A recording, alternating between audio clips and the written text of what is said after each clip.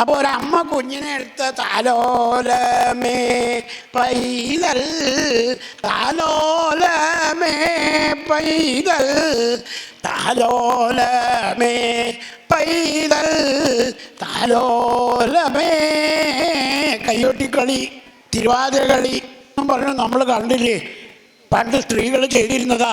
കണ്ണനുണ്ണിയെ താലോലിക്കുക. അപ്പം അതിന് പാട്ടുണ്ട്, അതിന് ചൂടുണ്ട്. കണ്ണനുണ്ണിയെ താലോലിച്ചു കൊണ്ടിരിക്കുകയാണ് നമ്മളെന്നും. എന്താ അത്? ഭൂമിയിലാണ് നമ്മൾ ജീവിക്കുന്നത്.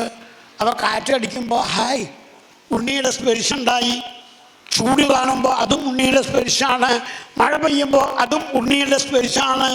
ഒരമ്മയ്ക്ക് തൻ്റെ ഓമനക്കുട്ടൻ്റെ കുഞ്ഞി കയ്യോ കാലോ എന്ത് കണ്ടാലും എത്തുമേത്ത് മുട്ടിയാലും കൗതുക.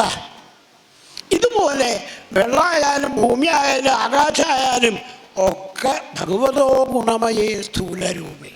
ഭഗവാന്റെ സ്ഥൂലരൂപമാണ്.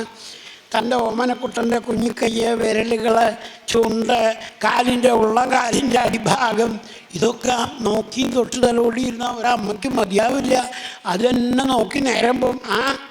വേറെ അമ്മയെ കുറിച്ച് കിടന്നുറങ്ങാൻ, അമ്മയ്ക്ക് നേരം പോയി, വേറെ പണിയുണ്ട് എന്നൊക്കെ അതിനോട് പറയും. എന്നാലും താഴ്ത്ത് കിടത്താൻ പറ്റുന്നില്ല. ഉണ്ണിയുടെ ചിരിയും കളിയും കയ്യും കാലും പിടച്ചിലൊക്കെ കാണുമ്പോൾ എന്തൊക്കെയോ അവരമ്മോട് പറയുന്നുണ്ട്, അമ്മ അമ്മയുടെ ഭാഷയിൽ അവനോടും പറയുന്നുണ്ട്. ഇതൊക്കെ നമ്മുടെ നിത്യജീവിതത്തിലുള്ളത്. ഈ പ്രകൃതിയുമായിട്ട് ഇണങ്ങുന്നവന് സ്വാഭാവികമായിട്ട് സാധിക്കും. വെറുതെ പിച്ചും പെയ്യും പറയല, ഭ്രാന്തർ പറയലല്ല. വാനമേ ഗഗനമേ വ്യോമമേ സിദ്ധസ്ഥാനമേ വിഹായസേ നഭസ്സേ നമസ്കാരം.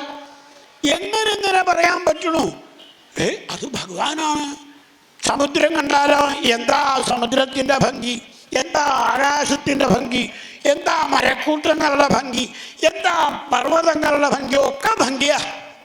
അത് കൃഷ്ണാവതാരത്തിൽ വർണ്ണിക്കുന്നത് തുടക്കത. പ്രപഞ്ചം മുഴുവനും അങ്ങനെ വർണ്ണിക്കുക. എന്നിട്ട് പ്രപഞ്ചസ്വരൂപി ദേവകി വസുദേവന്മാരുടെ മുമ്പിൽ വന്ന് നിൽക്കുന്നു പറയാം. അപ്പോൾ അങ്ങോട്ട് നോക്കിയാലും ഇങ്ങോട്ട് നോക്കിയാലും ഈശ്വരനാണ്. അത് എന്താ ഇവിടെ കാണിച്ചു തരികയാണെന്നർത്ഥം. പ്രപഞ്ചസ്വരൂപിയെ വർണ്ണിച്ചു. ഭൂമി, ആ ഭൂമിയുടെ നടുക്ക് സുമേരു പർവ്വതം. എങ്ങനെ? പകുതി വിളർന്ന താമരപ്പൂവിൻ്റെ നടുക്ക് ഒരു കർണികയുണ്ട്. നമുക്കറിയാം താമരപ്പൂ കണ്ടാൽ. ആ കർണികയുടെ ചുറ്റുമാണ് എതളുകൾ. ആദ്യം ചെറുത്, പിന്നെ അതിലും വലിയ വലിയ വലിയ എതളുകൾ. ഇതുപോലെ ജമ്മു പക്ഷശാൽമല കുശക്രവഞ്ച ശാഖ പുഷ്കരങ്ങളാകുന്ന 7 ദ്വീപുകളും 7 സമുദ്രങ്ങളും ക്ഷാരോദക്ഷര സോദ സുരോദ കൃതോദ ക്ഷീരോദ ദധിമണ്ഡോദ ശുദ്ധോദ സപ്തജലധയ. 7 സമുദ്രവും 7 ദ്വീപും എതൾത്തുറ്റികൾ പോലെയാണ്. അപ്പം എന്തായി? നടുക്കുള്ള കേസരത്തിൻ്റെ അടുത്തുള്ള ആ ഭാഗം ഏറ്റവും ചെറുത്. അവിടെ കേസര പർവ്വതങ്ങൾ. അത് ഇവിടെ പ്രത്യേകം പറഞ്ഞു. കുരങ്ക കുരര കുസുംഭ വൈകങ്ക ത്രികൂട ശിശിരപതങ്ക രുജക നിഷധ ശിനീവാസ കപില ശംഖ വൈഡൂര്യ ജാരുധി ഹംസ ഋഷഭ നാഗ കാലഞ്ചര നാരദാദിയോ വിംശതിഗിരയ.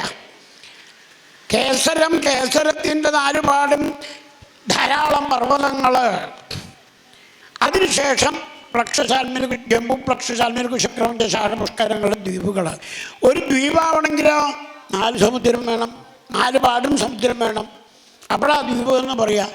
ആ 4 സമുദ്രങ്ങളെയും അല്ലെങ്കിൽ 7 ദ്വീപുകളെയും 7 സമുദ്രങ്ങളെയും പറഞ്ഞു. ജമ്പൂദ്വീപിനെ 9 ഭൂഖണ്ഡമായിട്ട് തിരിച്ചിട്ടുണ്ട്. അവിടെയൊക്കെയുള്ള ഈശ്വരാരാധനകൾ പറഞ്ഞു. ഇളാവൃതത്തിൽ മഹാദേവൻ സാക്ഷാൽ സംഘർഷമൂർത്തിയെ സേവിച്ചു കൊണ്ടിരിക്കുന്നു. പിന്നെ ഹരിവരുഷത്തിൽ സാക്ഷാൽ പ്രഹ്ലാദൻ നരസിംഹമൂർത്തിയെ സേവിച്ചു കൊണ്ടിരിക്കുന്നു. പിന്നെ നരനാരായണമൂർത്തിമാരെ സേവിച്ചുകൊണ്ട് നാരദൻ ഭാരതത്തിൽ ഉണ്ട്. പിന്നെ ഓരോന്നും കൂർമ്മമൂർത്തിയെ സേവിച്ചുകൊണ്ട് അര്യമാവ്, ഭൂമി വരാഹമൂർത്തിയെ സേവിച്ചുകൊണ്ട്, മത്സ്യമൂർത്തിയെ സേവിച്ചുകൊണ്ട് സത്യവ്രതൻ. ഇങ്ങനെ ഓരോരുത്തരും അവരവരുടെ സ്ഥാനങ്ങളിൽ അവരവരുടെ ആളുകളോടുകൂടി ചെയ്യുന്ന ഈശ്വരാരാധന മാത്രമാണ് ഭൂഗോള വർണ്ണനയിലും ഇവിടെ വർണ്ണിച്ചതെന്നർത്ഥം. മേശപ്പുറത്ത് ഭൂഗോളം കൊണ്ടുവന്ന് വെച്ച് ക്ലാസ്സിലെ ടീച്ചർമാർ ഓരോ കുട്ടിയോടും വന്ന് നോക്ക്, ഏതാ ഇന്ത്യ, ഏതാ ഹിമാലയം നോക്ക്, ഏതാ ആൽപ്സ് പർവ്വതം, അതേപോലെ മിസിസിപ്പി നദി എവിടെയാ, ഗംഗാ നദി എവിടെയാ, ഓരോന്നും ടിബറ്റ് എവിടെയാ, ഓരോന്നും കുട്ടികളോട് ചോദിച്ച് ചൂണ്ടിക്കാണിക്കണില്ലേ? ഇതുപോലെ ശ്രീശുകൻ എല്ലാ ഈശ്വരാരാധനാ കേന്ദ്രങ്ങളും മാത്രം ചൂണ്ടിക്കാണിച്ചു. അതാണ് അവരുടെ ഭൂഗോള വർണ്ണനയും നമ്മുടെ ഭൂഗോള വർണ്ണനയും തമ്മിൽ വ്യത്യാസം.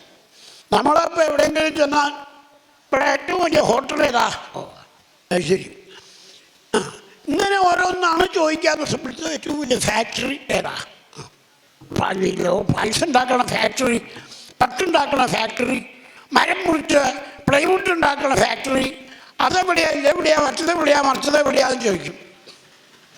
ചിലരോ അമ്പലം വല്ലതുണ്ടോ ഇവിടെ ഒന്ന് തൊഴാൻ, എവിടെ ചെന്നാലും അമ്പലം അന്വേഷിക്കുക. തീർത്ഥസ്നാനം എന്ന് പറഞ്ഞാൽ അതാണ്. നമ്മളതല്ലാന്ന് ഇന്നലെ പറഞ്ഞില്ലേ, മധുരയിൽ വൃന്ദാവനത്തിൽ ചെന്നാലും നമ്മൾ അവിടുന്ന് വെറും യമുനാ നദീ തീരത്തുള്ള താജ്മഹൽ മാത്രം കാണാൻ പോവുക. അതെ, വൃന്ദാവനത്തിൽ ഇപ്പം എന്തത്ര കാണാനുള്ളത്? എനിക്ക് താജ്മഹലാണ് കാണേണ്ടതെന്ന് തോന്നുക.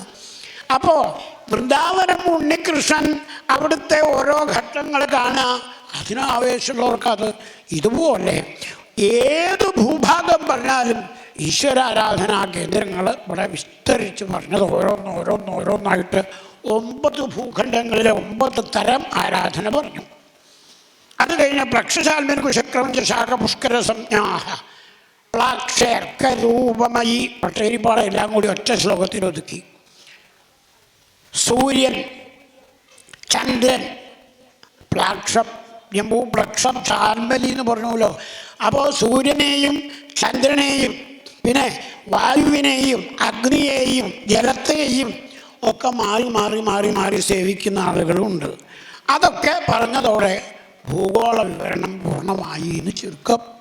അതിൽ നാരദൻ ദേവലോകത്തുനിന്ന് പോന്ന് നമ്മുടെ ഭാരതഭൂമിയിൽ ചുറ്റിക്കറങ്ങി ഭാരതഭൂമിയിലെ മനുഷ്യജന്മം ഞങ്ങൾക്കും തരണേ എന്ന് ദേവന്മാർ അവിടെ ഇരുന്ന് പ്രാർത്ഥിക്കുന്നത് നമ്മളോട് പറഞ്ഞു തരുന്നുണ്ട്. അത് നമ്മൾ മനസ്സിലാക്കണം. ഭാരതഭൂമിയിൽ മനുഷ്യജന്മം കിട്ടിയിട്ടും നമ്മൾ ഇതിനേക്കാൾ വലുതാണ് ദേവന്മാരുടെ സ്വർഗ്ഗലോകത്ത് പോയിട്ട് സുഖമായിട്ടിരിക്കാൻ തെറ്റിദ്ധരിക്കരുത്. ആദ്യം പറഞ്ഞ പോലെ ഒരു നാട്ടിൽ ചെന്നാൽ അവിടുത്തെ ഹോട്ടലിൽ 5 സ്റ്റാർ ഹോട്ടലിൽ സുഖമായിട്ട് കഴിയാൻ ഗവൺമെൻറ്റിൻ്റെ അനുവാദമുണ്ട് എനിക്ക്. ഡൽഹി ചെന്നാൽ അവിടുത്തെ 5 സ്റ്റാർ ഹോട്ടലിൽ കഴിയാം, താജ് ഹോട്ടലിലേ ഞാൻ കഴിയുള്ളൂ എന്നൊക്കെ പറഞ്ഞ് ഗവൺമെൻറ് അനുവദിച്ചതാണ് എനിക്ക്. അതിലാണ് നമ്മൾ അഭിമാനം കൊള്ളുന്നത്. അങ്ങനെ മാറ്റം വരണം. ഈശ്വരാരാധനാ കേന്ദ്രങ്ങളായിട്ട് ലോകത്തിലെല്ലാം കാണാറാവണം എന്നതാ ഭൂഗോള വർണ്ണനയിൽ പഠിപ്പിച്ചു.